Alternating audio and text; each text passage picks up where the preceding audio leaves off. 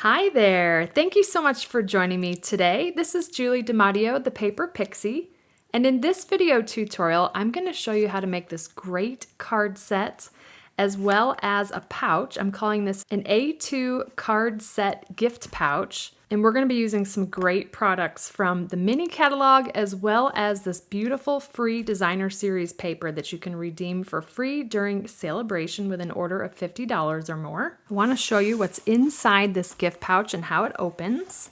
Inside we've got a set of 6 cards and envelopes. And this is a great way to showcase our designer series paper. I want to give a shout out to fellow demonstrator Jessica Taylor for this great card layout. I love how the designer series paper is actually the front flap of this card, but I've just got a set of 6 cards that coordinate together using the Ringed with Nature bundle, and then just a little bit of simple stamping on the envelopes there. Here's how the card pouch opens.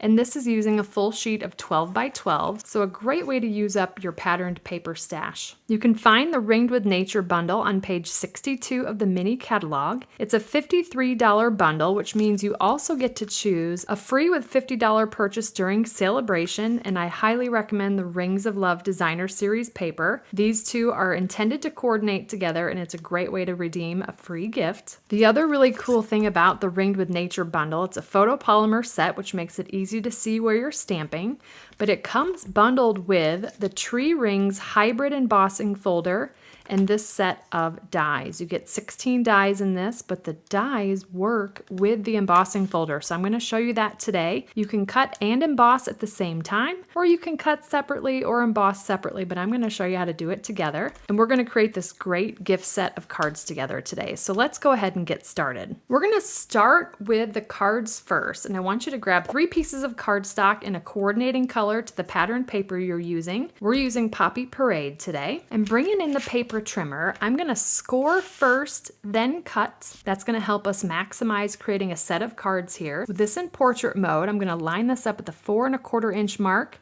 Make sure to move that cutting blade out of the way. We're going to score this at 4 1/4.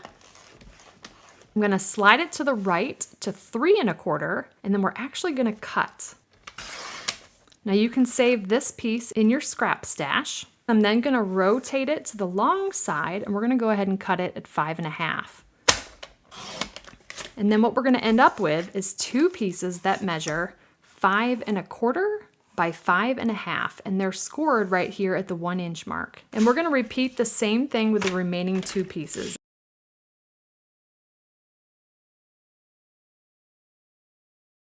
Now next I'm going to pull in a full sheet of 12 by 12 pattern paper. I love this mushroom pattern. And we're going to start by cutting 3 strips to 4 inches. So we're just going to do 4 inches. So you have 3 strips that measure 4 by 12. I'm going to turn these to the long side, and we're going to cut each of these to 5 1/2. You're going to end up with on each piece is this 1 inch by 4 inch strip of designer series paper, which is great to use on a future project. So then what we end up with is 6 pieces that measure 4 inches by 5 1/2 inches. Next I'm going to bring in our Poppy Parade that we've already prepared. I'm going to go ahead and fold and burnish on all the score lines. And now we're going to go ahead and adhere the patterned paper to the Poppy Parade cardstock base. Now there's a couple ways to line this up. I want to show you that the designer series paper doesn't go all the way to that score line, and that's to ensure that we can get 6 pieces out of a full sheet of 12 by 12, being paper conscious here. There's 2 ways I want to show you to line up this edge. You can either tap it on the table like this, holding the 2 pieces together. That's going to line up those edges there. Or you can bring in something like the Simply Scored, and we can go ahead and line up. I've got this basically upside down and this piece upside down. But if you butt both of those up to that corner there, you can ensure that they're both lined up properly. Now I want to show you how we're going to do our adhesive. Now I love to use liquid glue here. It gives me some time to get some wiggle room and get everything into place. Essentially, we are going to run a bead of glue along this edge here and then along the edge of the pattern paper, because when we fold these together, that will ensure that we don't get any glue here where we don't want it to go. So I'm just going to come in with my liquid glue, do a bead along the cardstock edge, and then a bead along the designer series paper edge. And when those overlap, again, I've got this butted up into the corner, those are going to line up right where we need it to go. You can come in with your bone folder if you want to just smooth that out. And then we've got our first card base perfectly lined up. Isn't that beautiful? I love that little pop of red here along the side and then the beautiful pattern paper. So I'm going to go ahead and repeat the same thing for the remaining 5 cards.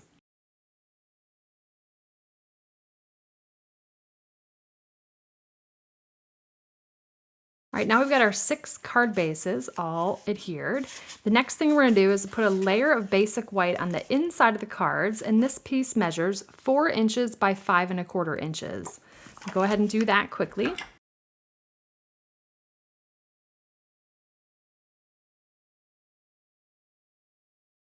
All right, so those card bases are now ready to go with a basic white liner. Now we're going to go ahead and get to cutting our tree rings here. I'm going to grab the largest of the dies in the hybrid tree rings embossing folder. And as you can see, this is well loved already. I absolutely love using it. So the side that has Stampin' Up! Printed, that is actually where we're going to line the cutting side up of this die.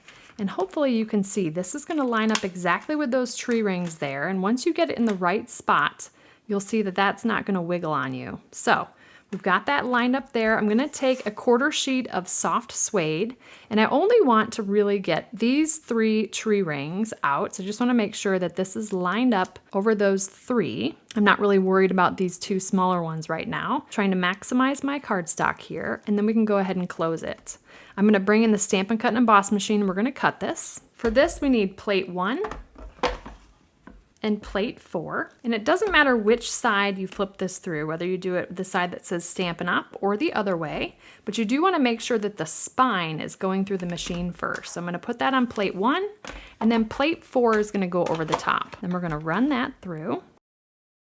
And then what we're going to end up with is tree rings that are already cut and embossed. Here is what we've ended up with. How awesome is that? Another one, and then a third one. So I've done it ahead of time, but I actually want to run this through the machine 3 times. We need a total of 7 of the tree rings. Now also in the tree rings hybrid embossing folder, we've got these pieces as well.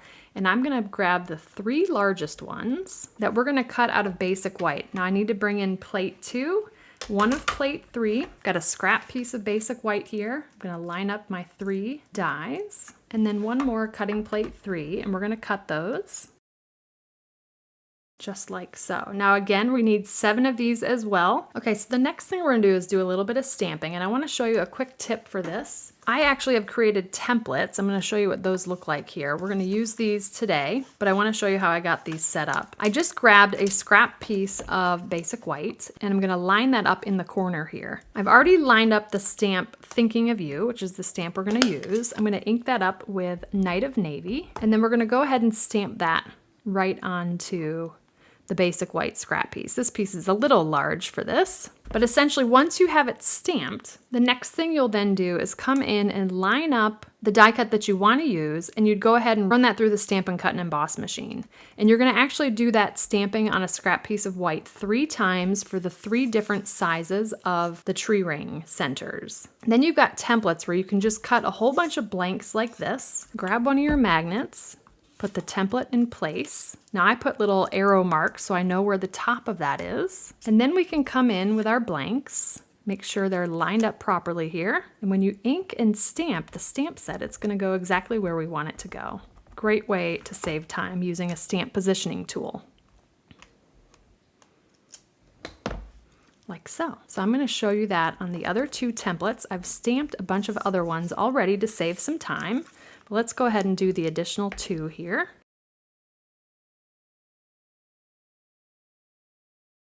And using templates is just a great way to create a lot of stamped images. All right, so we're ending up with 7 because we need 1 for the card pouch. And then we've got our tree rings. We're gonna line these up and glue them into place. And then we're just gonna go ahead and line these up, and they're gonna look like that. I love the way that that looks. So I'm just getting these lined up before we glue them down. This one's easy. You look for that little flat edge there, and that goes right there. All right, so we've got our 7, 6 for the card fronts, and then 1 for the card pouch. I'm gonna go ahead and use liquid glue and glue those all into place.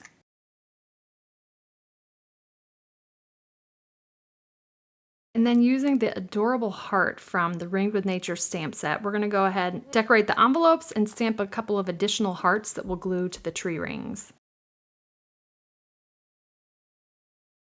And through the magic of video, I have fussy cut the hearts. I just used my scan and cut for these, but we're gonna go ahead and adhere these to our 7 tree rings in various locations. Super cute. Now one of these we're going to put off to the side for the card pouch. The rest of these I'm going to throw a few dimensionals on the back. And then bringing in our card fronts, we're going to go ahead and pop the tree rings up here on the front.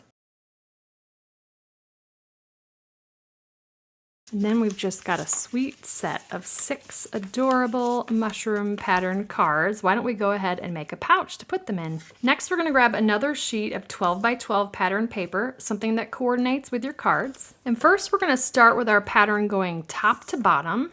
And I'm gonna go ahead and score this at 3 inches and 9 inches. Or you could do 3 inches from each side. Then I'm gonna rotate it counterclockwise, where the pattern top to bottom is left to right, okay? So we want the top of the pattern to be here on the left if you've got a directional pattern. And we're gonna score this at 4.5, 5.5, and 10. Now we're gonna come back and score again, but I wanna try to save some pieces here that we can reuse. Next, we're gonna fold and burnish on all those score lines. All right, so you'll notice that I've got my pattern turned upside down here. Here's the template, and with the pattern upside down, we're gonna actually remove these top 2 corners. Those are these corners. I'm gonna go ahead and cut those away using my paper snips. And if it's easier for you to see those score lines on the back, by all means, flip to the back. You just wanna make sure you'll see that this is a much larger section here. We're not removing these corners. You wanna remove the corners from the smaller section. And just take a look at your score lines. You've got sort of that 1-inch section along the middle. Pay attention to the pattern of your paper. We want the paper going top to bottom in this direction, and we want to focus on these 2 corners to remove. So, trying to see which side is easiest for me to see. I'm just going to go ahead and cut right up the score line here and remove this corner section. The reason why we didn't do that last score line is so that this piece, when we cut it away, doesn't have a score line in the middle and can be used for another project. Again, repeat the same thing on the opposite corner and save that for another project. All right, now bringing the Simply Scored back in again, we're gonna line up again the top of the pattern here along the left side, and I'm gonna come in and make one more score line at the 10.5-inch mark. I like to start it on the groove in the Simply Scored and then bring it down. Now we can fold and burnish on that last score line, like so. All right, so turning it in this orientation, let me bring the template back. Now we're gonna go ahead and put in these diagonal fold lines, and all we need to do is just use our paper and the score lines that are already there to help us with those score lines. That way we don't have to do any measurements to figure out where to score. So what I like to do is, in this orientation, we've got our flap at the top. I'm gonna fold on the first score line along the right, and you should be able to see 2 score lines here. We're always going to focus on the horizontal score line closest to us, and I'm going to essentially either put your fingernail in that corner or a bone folder. We're going to line up this score line with this folded edge, and that's going to give us the exact angle we need for that diagonal. So as I do this, we are basically lining up again, score line, folded edge, like so. And it's easiest when you have this flat on the table. Kind of get that edge lined up and hold my finger right here. You can't really see it, but I'm holding it there. Let's fold that out of the way. And then this is going to end up being our diagonal. So I kind of come in with my finger and press that into place, and then I come in with the bone folder and burnish. Okay, so this is what we've done here. And now you'll see we've got that first diagonal fold line. I'm going to repeat the same thing on the opposite side, again focusing on the lower horizontal score line. We want to line that up with this folded edge. Again, stick your fingernail or a bone folder there right in the corner where you want it to start to fold. Fold that out of the way so you can see it. And again, press down the diagonal and come in and burnish. Okay, we've got 2 of them done. Now I'm going to rotate it 180. We're going to repeat the same thing, but remember, focusing now on the bottom score line. Again, kind of stick your fingernail there in the corner. Bring that score line to the folded edge. Press the diagonal into place. Come in and burnish.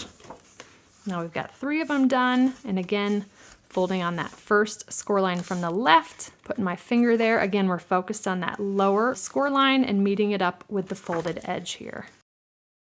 Okay, and now this is what it should look like. Let me show you here on the template. We're gonna put some adhesive, but in very strategic spots. So we only wanna do this outside edge down to the score line.